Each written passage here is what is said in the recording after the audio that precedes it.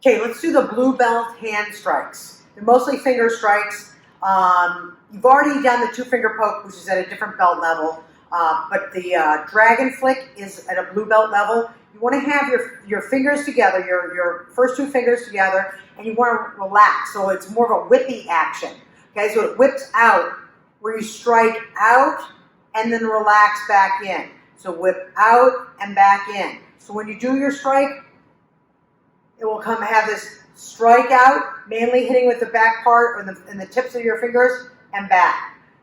Strike out and back again. So you don't just strike out and leave it stiff. You want to have this stay and whip.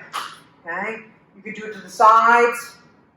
You could do it forward at any angle. You can go towards the eye. You can go into the neck area. It's more of a quick action, stunning blow. It's not something that's going to stop somebody unless you hit them in the eye. It's definitely going to be something that they're going to feel. But it's something to kind of give them a stun motion so you can take off running or do another strike afterwards. So you whip out and back. The wrist will move with the action too. So you can actually have a little bit of push from the floor if you want. Push through the knee, a little turn from the waist, and it'll go out and back. So if you're doing it from here, you whip out. So the whole body will go into the motion a little bit. Or you can have the whole body into the motion. You can do it without the whole body being there. But if you want to get the feel of the dragon movement of a whip. So whip out, you gently press these 2 fingers together as you're doing it, and you have your other 2 fingers in and the thumb along the side. So you could use this, the back of the hand could be a striking surface too. But you can also use the fingers, okay? Outward, outward. Now, pretty much the same hand formation, using more the tips of your fingers this way will be the immortal man, okay? So the dragon whips, or the whipping dragon strike, or the 2-finger poke. So you're going to use, the immortal man strike. The 2-finger poke's open, the immortal's closed. And you get the power from these pressing gently together, but reaching outward. So you don't pull and squeeze in and contract. You think more that you're expanding outward through your fingertips. Okay, so it'll go outward, and you can use this towards the eye. You could use this in towards the jugular notch.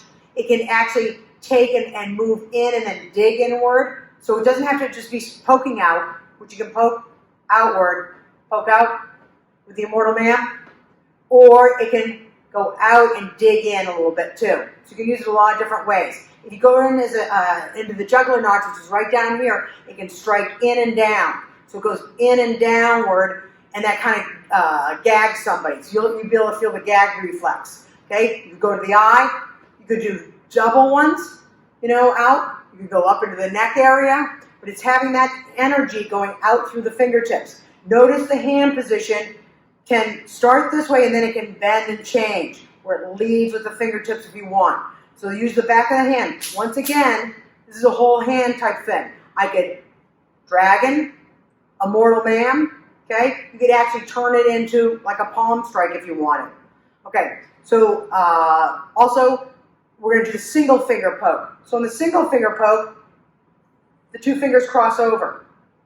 Okay, so immortal man, single finger. Same thing. This is all opened up.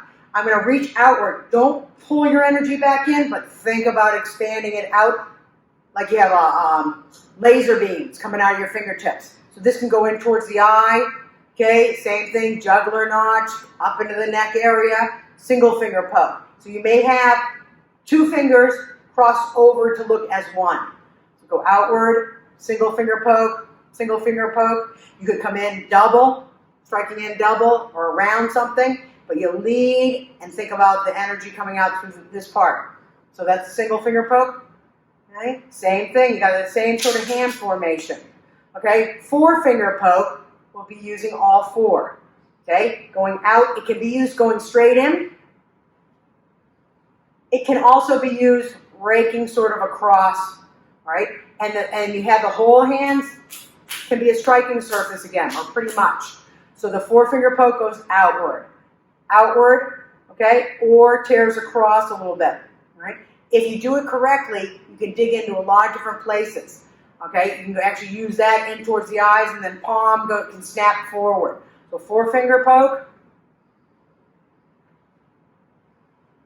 And once again, you don't pull back on your energy and tighten everything, you expand out. So your mind is a very powerful thing in terms of expanding the energy outward rather than contracting and feeling strong in here when you need that energy to go outward.